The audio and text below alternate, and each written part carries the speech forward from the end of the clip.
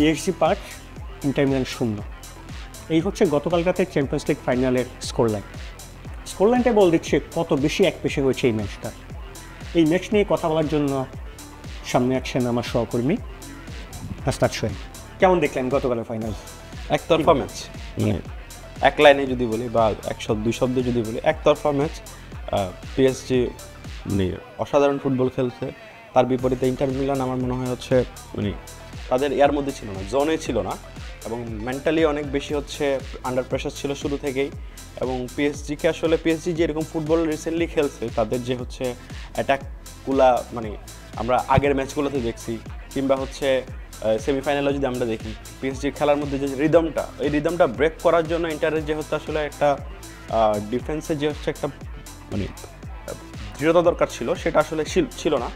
এবং যেহেতু ফাইনাল ম্যাচের যে প্রেশারটা, আমার মনে হয় যে ওই প্রেশারটাই ইন্টার মিলান ওভারকাম করতে পারেনি। এবং যতক্ষণে তারা আসলে ম্যাচের মধ্যে আসবে বা ম্যাচের হচ্ছে একটা নিজেদের জোনের ভিতর আসবে, তার আগেই কিন্তু তারা হচ্ছে অলমোস্ট ম্যাচ থেকে হচ্ছে বের হয়ে গেছে, যেখানে আসলে পরে কামব্যাক করার কোনো চান্সই ছিল না। আর পিএসজি থ্রু আউট মানে এত অসাধারণ ফুটবল খেলছে এবং তাদের অ্যাটাকগুলো এত সুন্দর ছিল। ফার্স্ট গোলটা যদি আমি বলি, এত রিদমিক গোল, মানে এত সুন্দরভাবে বানানো একটা গোল, টিম ওয়ার্কের ভিতর দিয়ে হওয়া, এটা আসলে খুবই মানে চমৎকার একটা ব্যাপার আর কি। মানে পিএসজির খেলার আসলে মানে অনেক প্রশংসাই করতে হয়। পাশাপাশি ইন্টার মিলানের জন্য আসলে একটা বড় চান্স ছিল অনেকদিন পরে চ্যাম্পিয়ন্স লিগ জেতার, কিন্তু সেটা জেতার জন্য আসলে যে হচ্ছে একটা মেন্টাল দরকার ছিল, তাদের একটা ভালো একটা অবস্থানে থেকে আসলে খেলাটাকে বিল্ড করা দরকার ছিল, সেটা তারা পারেনি। আচ্ছা, আপনার কথায় দুটো বিষয় উঠে আসছে। একটা হচ্ছে ইন্টার মিলান প্রেশার নিতে পারেনি, একটা হচ্ছে পিএসজি খুব ভালো খেলেছে। যদি আমি আপনাকে একটা চুজ করতে বলি, আসলে কোনটা বেশি, পিএসজি কি খুব ভালো খেলেছে নাকি ইন্টার মিলান খুব বাজে খেলেছে? আমি পিএসজিকেই ক্রেডিটটা দিব, কারণ হচ্ছে ইন্টার কিন্তু পুরো টুর্নামেন্ট জুড়ে ভালোই ডিফেন্সিভ একটা ইয়াতে ছিল জোনের, যদিও বার্সার কাছে তারা 2 লেগ মিলে 6 গোল হজম করছিল, কিন্তু এরপরও হচ্ছে তারা ডিফেন্সে কিন্তু বেশ কিছু হচ্ছে সলিডিটি দেখাইছিল। অনেক জায়গাতে তাদের হচ্ছে একটা রক সলিড ব্যাপার মনে হচ্ছিল। ইতালিয়ান যে হচ্ছে ফুটবলের যে হচ্ছে ডিফেন্সিভ যে ঐতিহ্যটা, সেটা তাদের মধ্যে ছিল। কিন্তু পিএসজি কালকে আমার মনে হয় এত ভালো ফুটবল খেলছে, যেটা আসলে থামানোর জন্য আসলে ইন্টারের ওই প্রিপারেশনটা ছিল না বা ওই সামর্থ্য আসলে ছিল না। হ্যাঁ, পিএসজি আসলে এমন একটা ম্যাচে এরকম মানের খেলা খেলেছে যে ম্যাচটা আসলে তাদের হিস্ট্রিতেই একটা মাইলফলকের ম্যাচ। কখনোই চ্যাম্পিয়ন্স লিগ জেতেনি, সেই চ্যাম্পিয়ন্স লিগ জয়টাই প্রথমবার এসেছে একদম একতরফা বা এক পেশে একটা দাপুটের সঙ্গে ম্যাচ খেলার মাধ্যমে।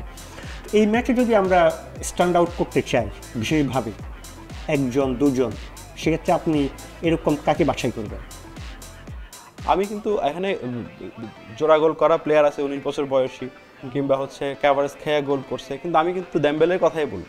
কালকে আসলে দেম্বেলে যেভাবে হচ্ছে মানে খেলাটাকে মেক করছে, এবং সে যে এবার ব্যালন ডিওরের দাবিদার হওয়ার যেই কথাটা শোনা যাচ্ছে, এবং আমার মনে হয় যে কালকের ম্যাচের পরে অনেক দূর আগায় গেছে দেম্বেলের ব্যালন ডিওর জয়, এবং যেভাবে সে হচ্ছে পিএসজিতে সে নিজেকে হচ্ছে নতুন করে হচ্ছে আবিষ্কার করলো বা নিজেকে খুঁজে পাওয়ার যে জায়গাটা, কালকের ম্যাচ দিয়ে আসলে আমার মনে হয় যে সে একটা মানে একটা সার্কেল ফিল আপ করে হচ্ছে এখন একটা বড় মানে ব্যক্তিগত মানে পার্সোনাল রেকগনিশনের জায়গা থেকে বড় জায়গায় হয়তো যাচ্ছে আর কি। তারপরেও আমার মনে হয় যে সব এটা আসলে পুরো পিএসজির একটা টিম গেম ছিল, কিন্তু আমি দেম্বেলেকে হচ্ছে কোনো না কোনোভাবে হচ্ছে ক্রেডিটটা দিব আর কি, মানে পুরো ম্যাচের ইয়াতে। এটা হচ্ছে অন দ্য ফিল্ড ওসমান দেম্বেলের কথা বললেন। অফ দ্য ফিল্ডে আমরা দেখলাম ম্যাচ শেষে লুইস এনরিকেকে ঘিরে বেশ একটা আলোড়ন, এই বিষয়ে কী বলেন? কালকে একটা মানে আমি বলবো হচ্ছে কালকের ম্যাচটা আসলে আমরা যে ফুটবলের যে হচ্ছে একটা আবেগের কথা বলি, ফুটবলের যে হচ্ছে মোর দেন মানে এটা কি বলবো, লার্জার দেন লাইফ ফিল দেওয়ার যে ব্যাপারটা বলি, সেটা কালকে কোনো না কোনোভাবে হচ্ছে এনরিকেকে ঘিরেই ছিল। কারণ এনরিকের মেয়ে 2019 সালে 9 বছর বয়সে ক্যান্সারে মারা যায়, এবং আমরা দেখি হচ্ছে 2015 সালে এনরিকে যখন হচ্ছে বার্সেলোনাকে লাস্ট টাইম চ্যাম্পিয়ন্স লিগ জেতান, তখন তার মেয়েটা তার সাথে ছিল। কিন্তু এখন এসে মানে 10 বছর পরে আবার যখন এনরিকে চ্যাম্পিয়ন্স লিগ জিতলো, তখন কিন্তু সেই মেয়েটা আমার নাই। তো এই মেয়েটা না থাকা, এই যে একজনের একটা বাচ্চা, তার সাথে হচ্ছে একটা ফুটবলের যে হচ্ছে আবেগ, ফুটবলীয় আবেগ, এটা মিলেমিশে হচ্ছে আসলে একটা অনেক মানে অন্যরকম একটা আবহ তৈরি করছে আর কি। এটা আসলে অসাধারণ। আমার মনে হয় যে আসলে মানে ফুটবলে এই জায়গাগুলোতে আসলে ওই আবেগগুলোকে অনেক বেশি হচ্ছে ইন্টারপ্রেট করতে পারে, অনেক বেশি হচ্ছে আমাদেরকে মানে ফুটবলের যে ইমোশনাল যে হচ্ছে সাইডটা, এটা আসলে কালকে অনেক বেশি হচ্ছে এনরিকেকে ঘিরেই ছিল তার মেয়ের কারণে। এবং পিএসজির দর্শকদেরও আসলে আমি দিব, মানে একটা মানে সাধুবাদ দিতে হয়, তারা যেভাবে হচ্ছে এই ব্যাপারটাকে তাদের সেলিব্রেশনের সাথে মধ্যে এবং হচ্ছে তাদের একটা স্মরণ করার ভিতর দিয়ে নিয়ে আসা এবং এনরিকেকে একটা ট্রিবিউট দেওয়া, এটার ভিতর দিয়ে এটা অসাধারণ। আমরা দেখলাম যে দর্শকের একটা টিফোর মধ্যে ফুটিয়ে তুলেছে যে মেয়েটার জন্য বাবা বার্সেলোনার পতাকাটা পুঁতে দিচ্ছে। এই ম্যাচে আরেকটা বিষয় মানে মাঠে না থেকেও বা দল না থেকেও আলোচনায় আসছেন, সেটা হচ্ছে কি কিলিয়ান এমবাপ্পে, যিনি এই ক্লাবেই 7 বছর কাটিয়েছেন এবং সর্বশেষ গত বছর তিনি রিয়াল মাদ্রিদে চলে গেছেন এবং বলা হয়েছে যে তিনি চ্যাম্পিয়ন্স লিগ জিততে চান। এবং মজা হচ্ছে তিনিও ক্লাব ছাড়লেন এবং দলটাও চ্যাম্পিয়ন্স লিগ জিতলেন। আমার কাছে মনে হয় হচ্ছে এটা মানে পিএসজি আসলে লম্বা সময় ধরে হচ্ছে আসলে একটা ভুল পথে আসলে চ্যাম্পিয়ন্স লিগ জেতার চেষ্টা করছিল। বিশেষ করে হচ্ছে আপনার যদি বলি হচ্ছে তারা মেসি নেইমারকেও কিন্তু ছিল, শুধু এমবাপ্পে না। এবং এর আগে হচ্ছে আপনার ইব্রাহিমোভিচের মতো প্লেয়ার ছিল, এডিনসন কাভানি, দেখে তারা বড় বড় নামগুলো এক সময় তারা নিয়ে এসে চেষ্টা করছিল হচ্ছে আসলে চ্যাম্পিয়ন্স ইউরোপের সেরা হওয়ার। কিন্তু আসলে ইউরোপ সেরা হওয়ার জন্য আসলে একটা টিম বিল্ড করা বা একজন কোচকে আসলে ওই ইয়াটা দেওয়া, স্কোপটা দেওয়া, সেই জায়গাটাতে আসলে আমার মনে হয় যে অনেক বেশি হচ্ছে প্লেয়ার বার্ডেন, মানে একটা বোঝার মতো হয়ে গেছিলো বড় বড় নামগুলো। আমার মনে হয় বার্ডেনটা হচ্ছে রিলিজ করার পরে এনরিকের হাতে একটা সুযোগ আসছে যে হচ্ছে সে যে রিসোর্সটা আছে এটাকে হচ্ছে প্রপারলি চ্যানেলাইজ করে একটা রেজাল্টটা বের করা। এবং আমি দেখলাম হচ্ছে সেই কাজটাই হয়েছে, একটা টিম ওয়ার্ক। এবং আপনি দেখেন যে হচ্ছে জানুয়ারিতে একটা প্লেয়ারকে নিয়ে আসছে, তার ইম্প্যাক্টটা কী পরিমাণ হচ্ছে বেশি ছিল এই ইয়াতে। আমি কাভারস্খায়ের কথা বলছি, যাকে কাভারাডোনা বলা হয় আর কি।